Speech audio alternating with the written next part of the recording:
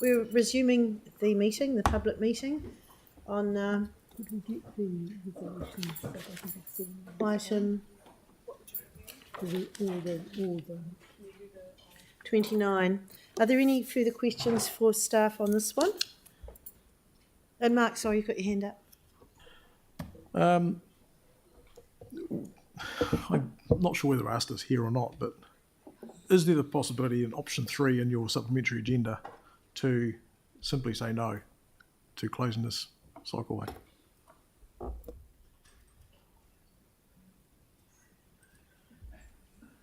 And that just leads us into the relationship issue, which you might want to reiterate again. Perhaps I just clarify, that would not be the advice of staff. No. I mean, we did put up an option that was to keep the cycleway open, and we laid out the risks in the report. So Yeah. Yeah. Any other questions? Sarah, did you have a question? Yep. Yeah.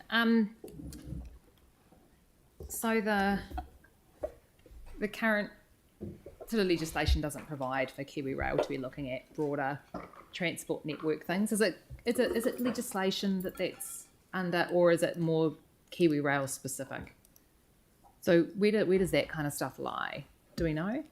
So Kiwi Rail are very focused on their level crossings, their risks. Do we know where those risks lie? No, I don't believe we can provide an answer to that. Okay, so I've got an additional amendment up there. Where is it? It's on its way. That asks us to write to the Kiwi Rail Board and appropriate ministers, so that'd be the shareholding ministers and Minister for Transport, requesting a change to policy direction and or legislation, because we're not quite sure where that sits. That would enable Kiwi Rail to take into account broader transport network safety when making decisions on level crossings.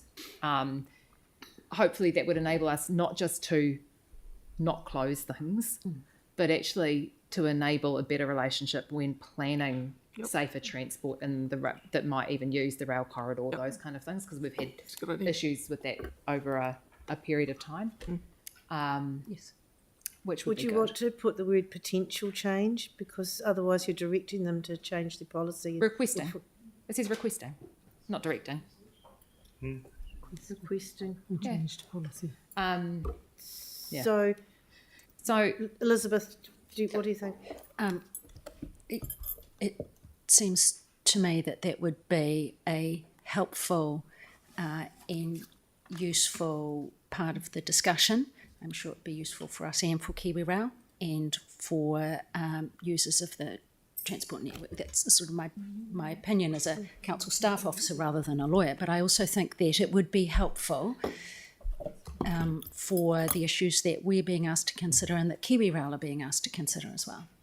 So on the actual level crossing itself, so this is probably a Jacob one. When we, if Kiwi Rail are going to be talking to us more about this, that deferring their decision on the closure and the request for a period of time, I know while we've got on the cycleway side of the level crossing is where the focus was for the most part on those upgrades, those temporary upgrades, so the extra lights, all those kind of things. From the cycleway side, it is super clear when there's a train coming. You've got lots of bells and whistles.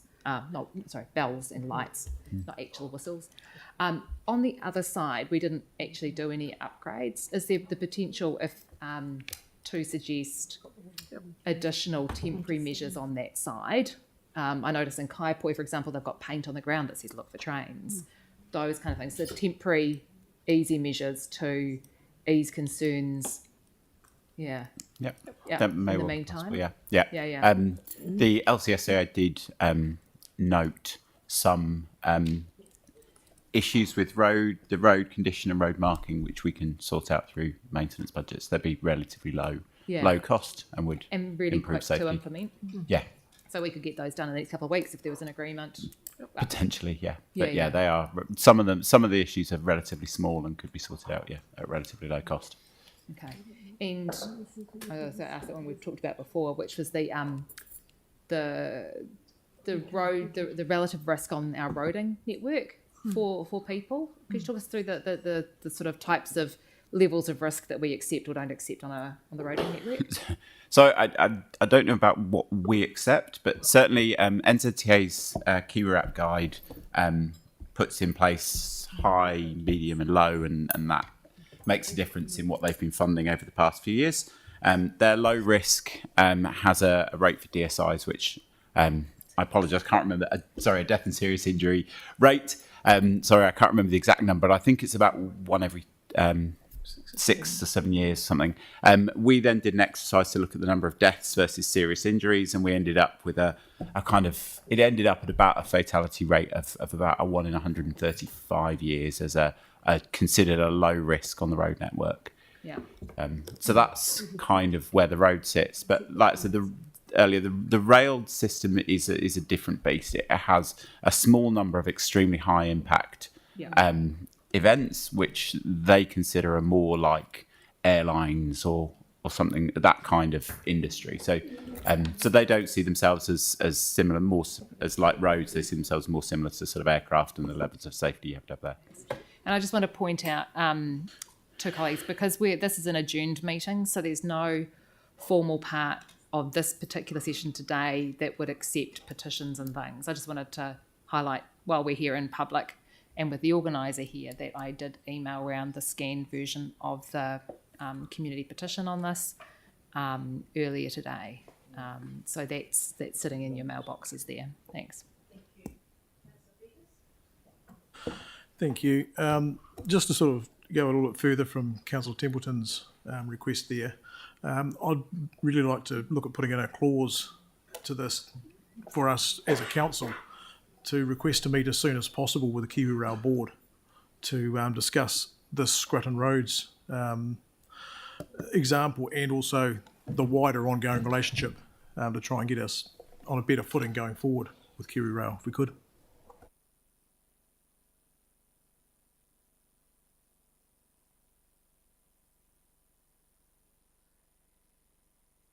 So we've got an amendment there from Councillor Peters with what he's just spoken about, and I can't see any issue with that.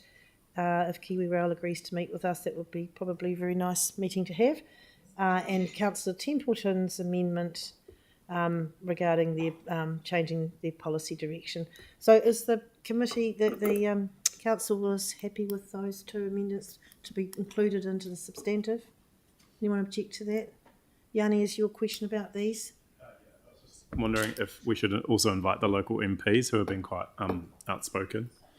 Well, I mean, I think Mark's intention, should you not keep it small or what?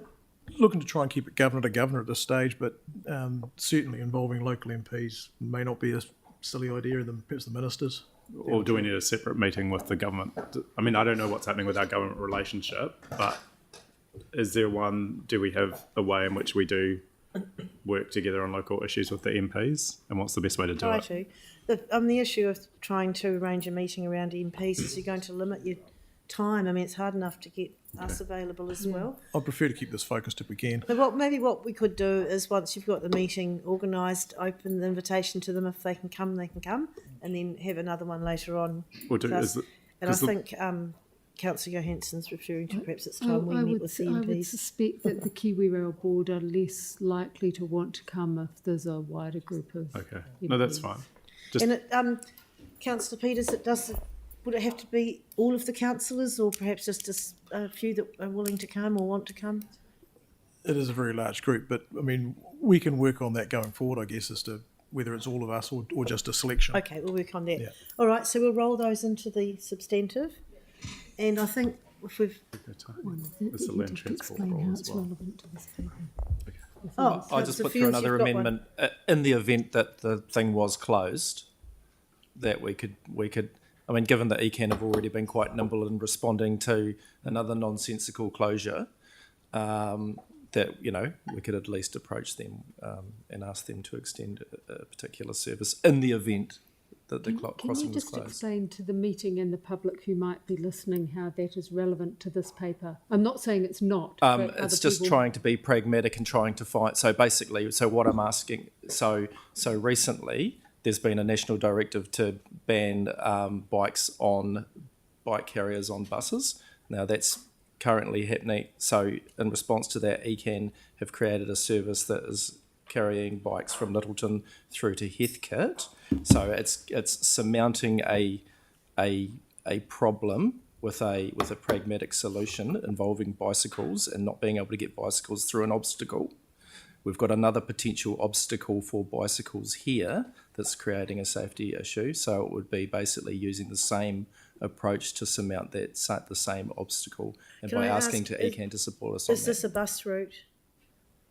Sorry? Is it an existing bus route? It's an existing bus route, yes. So you'd want to ask if ECAN would have a facility that people could put their bikes in. Yeah, because they've been pragmatic and nimble in dealing with the other crazy directive. So you might want to add on there, should this route be Should the closed? closure happen, Should closure happen? could they consider extending the current service, which goes from Fisherman's Wharf restaurant in Littleton, Yep.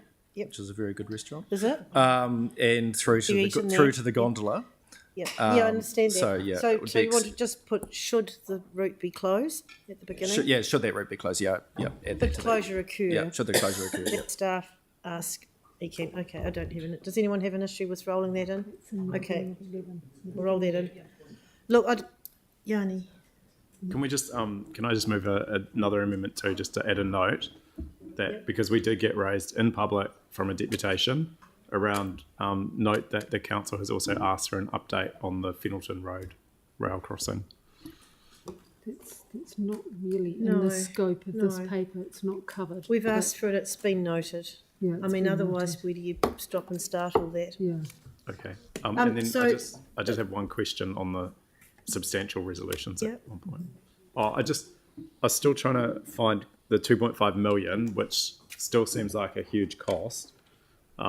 So is there a breakdown? I was just concerned that we're agreeing to do that without actually getting a breakdown of what it's covering in this No, report. that's just noting that's in the budget, isn't it? No. Where is it? What is it? 7? No, it sits in the budget. It's in the budget. Yeah.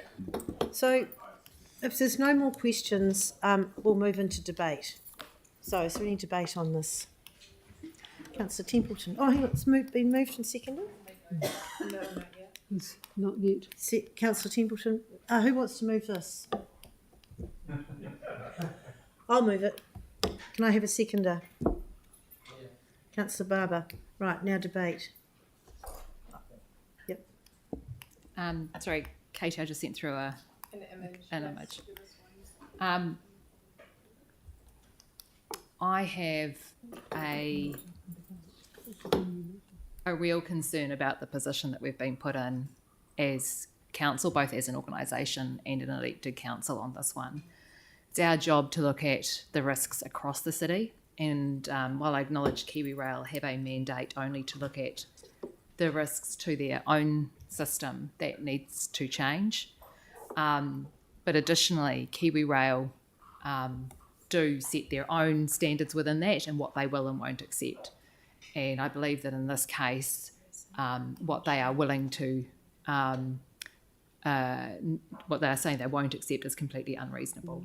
The safety assessment is clear that the proposed design, which is now incredibly expensive, and the safety assessment says is cost prohibitive, is not warranted and won't address some of the issues that KiwiRail want addressed to that crossing. My preference is for the Heathcote Expressway to stay open until an agreement is made and the level crossing upgrade takes place. I don't believe that the current proposed one is warranted.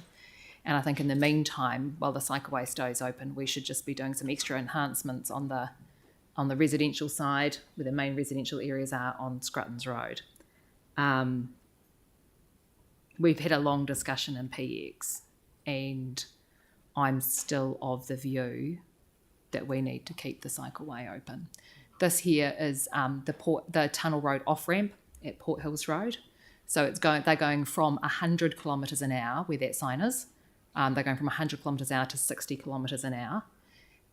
That small path that you can see is where cyclists come along beside Port Hills Road. And where that truck is where a cyclist is supposed to be, with that truck going 60 kilometres an hour.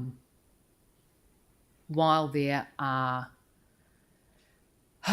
risks when it comes to a range of things on that network, I'm glad that we're no longer in the position of being asked to approve the cycleway being closed as councillors, but our staff are in a really poor position, because if they are directed by Kiwi Rail, and we did say directed now, not just requested, to close it, there will be additional people who will be going here. On the other side of the road, you need to cross over the on-ramp where the trucks are heading towards Woolston. And because it's an on-ramp, the trucks speed up ahead of the ramp. I once got cut off by a petrol tanker there. It's not a very pleasant experience. This is the area where the kids don't want to bike when they're going to Te Aratai College. And I completely get that. The other way is to go down Bridle Path Road and to join the other cycleway at the end of Bridle Path Road, which would be fantastic. But to get to it, you also need to go through a section of road that feels really unsafe. Yeah.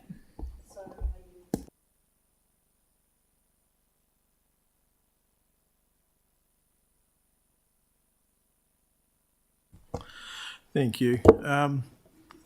It's really frustrating to have to be here today to even be discussing this matter, and hence I've added a clause into this resolution today to try and get us as a council meeting as soon as we can with the Kiwi Rail Board to discuss this particular Heathcote Expressway cycleway to issue and figure out how we can try and work it out, along with trying to get to some agreement with them about how we as organisations and governors can work constructively together for the greater good of our Christchurch ratepayers and taxpayers, so that we can coexist happily in this city as we interact and intersect onto each other's networks.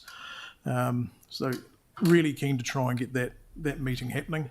I've even reached out to one of the directors of Kiwi Rail this morning, who's going to raise it with their board tomorrow, hopefully, and we can hopefully start some discussion. Also, really, back Councillor Templeton and her thoughts around that alternative route. I mean, that's horrendous to see those that use that cycleway then being required, because it's the only option available, to use an extremely dangerous environment like Port Hills Road with the heavy traffic that goes along there.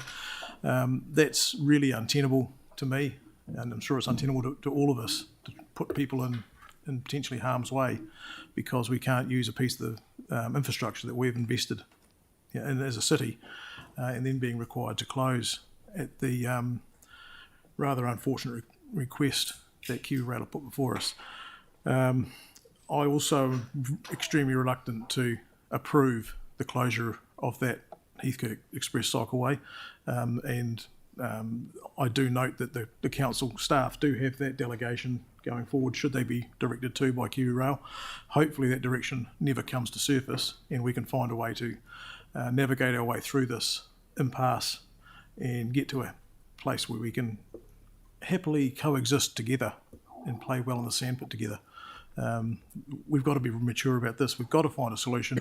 We've got many places across Christchurch where we're intersecting onto each other's networks, and we've got to find a way of working this out so that we can all move forward in a reasonable relationship rather than a one-sided relationship that's costing our ratepayers a heap.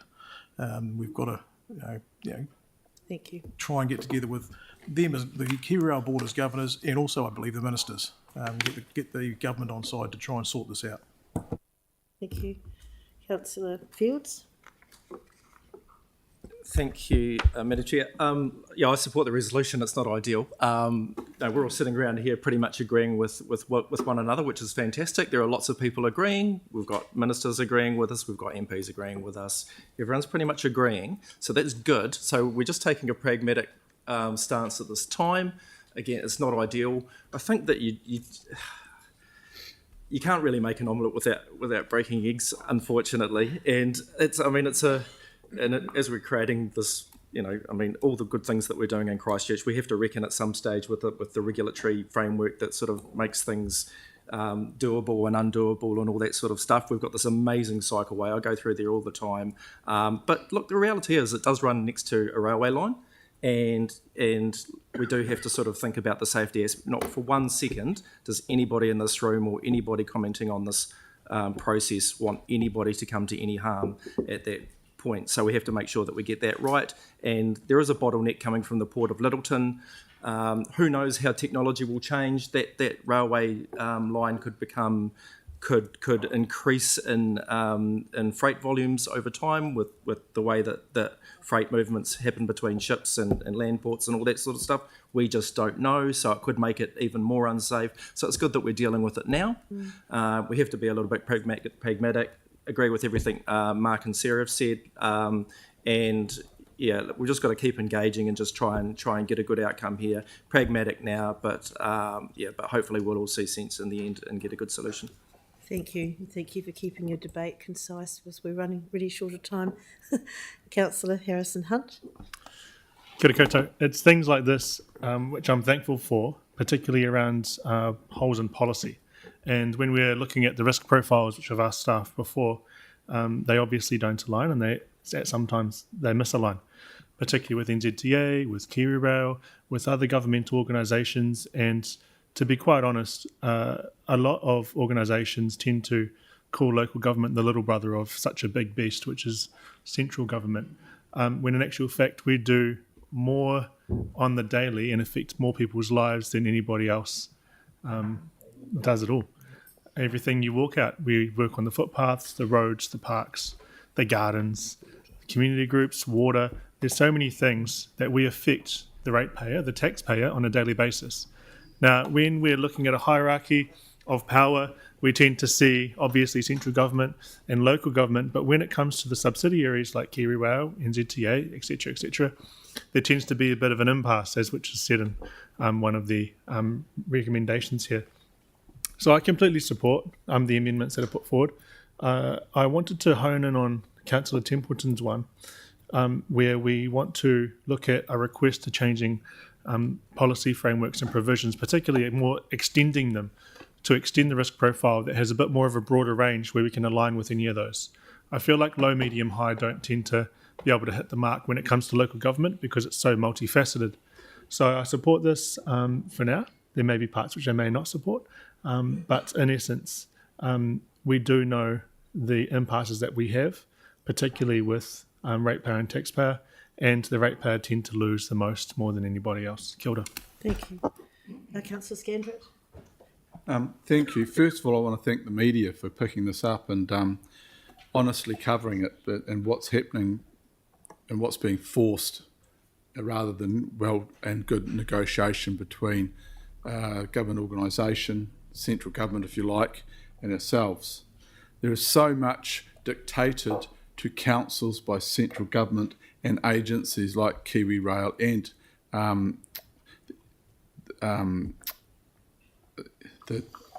roading, etc. I guess to really start to understand what we're being forced to do is a really good way forward for our public to realise that it's not just council pushing things. I admire our staff for their tenacity and their stalwart arguments with KiwiRail, but most of all for wanting an open mind to work together for the future. And I think that's the way we've got to look at this. I will be supporting this. However frustrated we all are, I really commend our staff for looking forward to the future and trying to get around this and working with KiwiRail to look at better actions for the future for the people of Christchurch. Thank you. Thank you. Councillor Johansson. Thank you. This is pretty frustrating, and the reason that it's frustrating is that this is not a new issue for us as a city. There have been repeated cases similar to this over the last couple of years with KiwiRail, and in particular places like Hallsville Junction Road, and it's a shame that Councillor Jimmy Chen isn't here, former Councillor Jimmy Chen isn't here to bang his fist on the table as well, because this has been an ongoing saga for many, many years now. And when I reflect on that, there still seems to be a need as a city, as a council, to come up with some sort of improved government relations strategy so that we can have these conversations at an earlier stage rather than waiting until it gets to the end point, especially with KiwiRail. This is not a new request. Many of these resolutions are not new requests. There have been previous debates in this chamber about seeking meetings with ministers, with chief executives, with governance, and we still end up today at the same place. I think one of the mistakes that we made was giving in so easily on Hallsall Junction Road as well. We put significant quantum of extra funding for KiwiRail's requests into that project, and I think that does raise to me the other concern where we need to understand from a risk point of view how we're allocating resources across the city, and we need audit and risk, and we need our risk register to be picking up on these things very early and putting in place mitigations to, again, stop this from happening at the end of the process, but rather being picked up at the start, ahead of signing agreements that commit us to certain things that don't always give us good outcomes. Fundamentally, though, I think now is the time to put as much pressure as possible and to stand up to KiwiRail, who it appears have just been absolutely carried away with the requirements they're putting us as a city to spend huge fortunes of money, which we can ill afford to spend for these unrealistic upgrades and safety improvements at extraordinary costs. I'm still concerned that even 2.5 million seems like a heck of a lot of money to go into this project when we've got so many other projects across the city where we do have risks and we do need to address. But I will support the resolutions today, although I am concerned under 3 that, giving any sort of power to KiwiRail to come and close the cycleway and saying that we will do that, it does concern me. But I know that is trying to be a pragmatic response by council staff. But we need to stand up to KiwiRail as much as we possibly can. The public are on our side.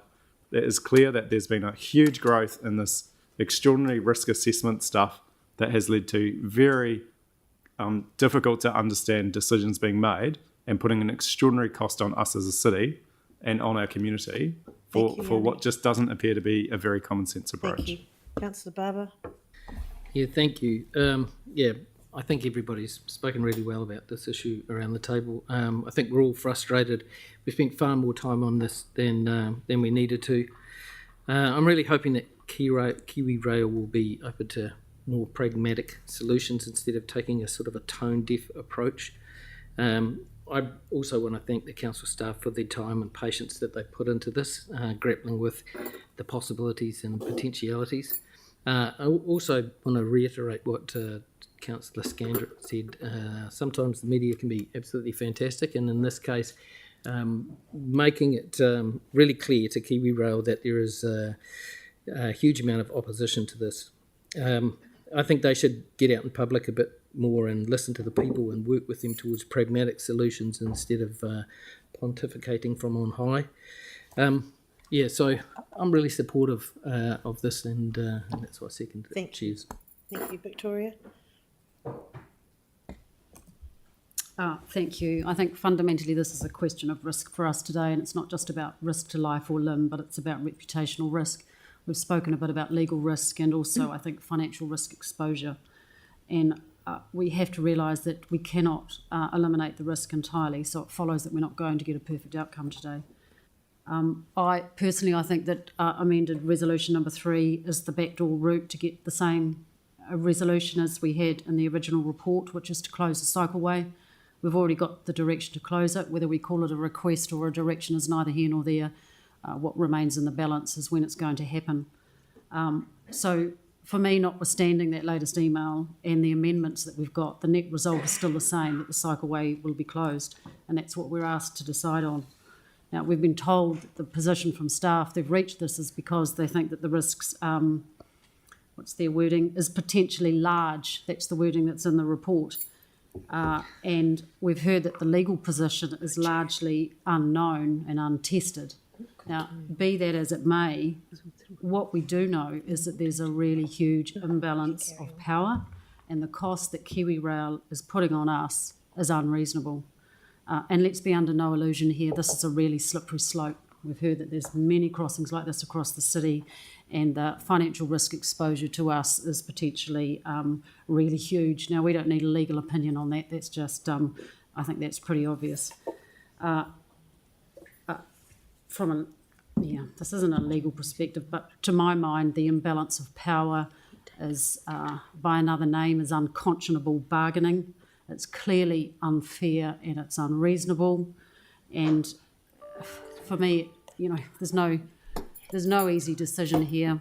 It's imperfect, but at the end of the day, closing the cycleway just makes absolutely no sense whatsoever. And we are elected to make good decisions. Making a decision to close the cycleway isn't a good decision. I'm really struggling to accept that today. Thank you. And lastly, Aaron. Yeah, what a situation we find ourselves in. This is for a start, and it's been mentioned before, but everyone around the table agrees that this cycleway is an asset to our city. We might all disagree on the cost of the installation, but the cycleway itself we all agree on, and it's a value. And the pictures that Sarah put up before, that's during bright sunshine. That's not at twilight. That's not in the middle of the night. That's not on a foggy day. That's bright sunshine. So that road is only for competent cyclists. It is not for anyone else. I'm a risk taker. I would bike there, but I would not let my children bike there. And so if that cycleway was closed, I would be, and that was my area, I'd be driving my children to school. So how did we get to a situation where something that's going to cost $7.2 million because 3 more people go near the site that cross the railway line, when those people would clearly know there's a train track there, they would know the dangers and they would behave appropriately around that. This is a form of health and safety administration just gone so wrong. And we have the same problem in Radcliffe Road. That's why there is not a shared path there. So in Radcliffe Road, on those foggy nights, the kids are forced to walk on the edge of the white line because otherwise they're in long, wet grass. And that is because KiwiRail will not let us do the crossing there either. They won't cross the railway track. It's been held up for years. It got moved forward in our LTP a couple of years ago and should have already been delivered. So, and again, a very dangerous situation caused by KiwiRail. I'm going to ask the question, and it should be a mathematical one. What is the value of KiwiRail to New Zealand anymore? And I'm serious about that. You've got to add up the cost of the amount they lose every year. Then you add up the cost of doing all of these upgrades for the sake of 12% of New Zealand's freight. New Zealand has to have a serious conversation. Can we afford that if someone might die every 1,000 years?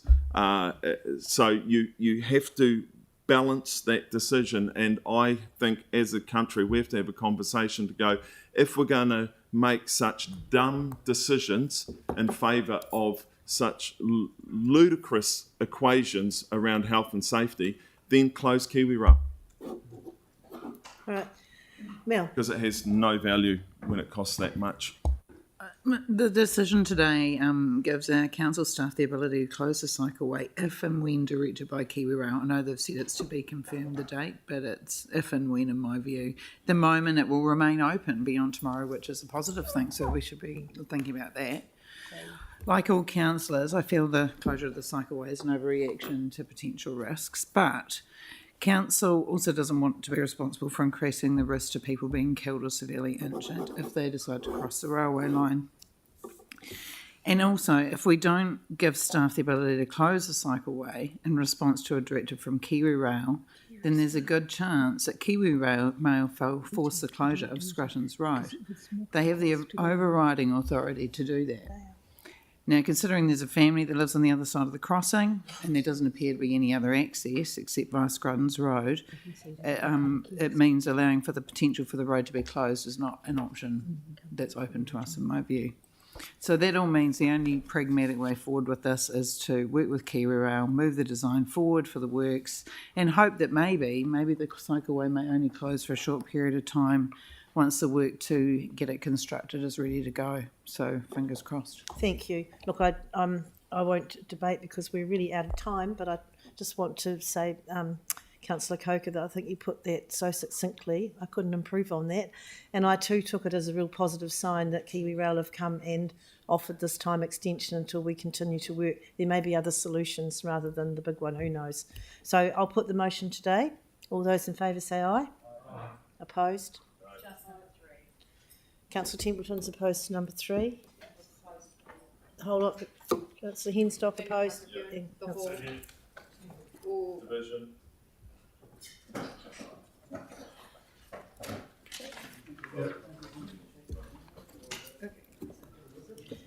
It is something that we'd all like to vote against, I'm sure, but I think that's pragmatic.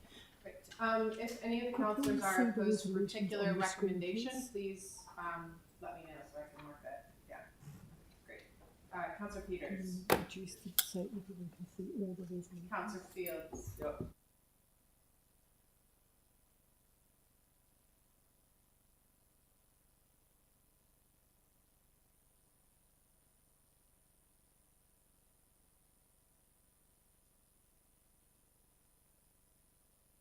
Sorry, guys, I can't hear Katie, by the way. Hi, Councillor Goff. Can you hear now?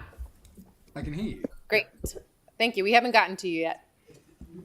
It's no to all of them, thanks. Councillor Goff. No. Councillor Johansson. Yes, but no to 3. Councillor Kewen. No. Councillor Barber. Yes. Councillor McClellan. Yes. Councillor Scandrett. Yes. Councillor Templeton.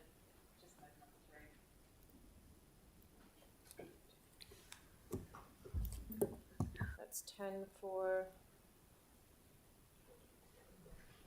Councillor Peach. 1, 2, 3, 4, 5, 6 against. What is Councillor Peters?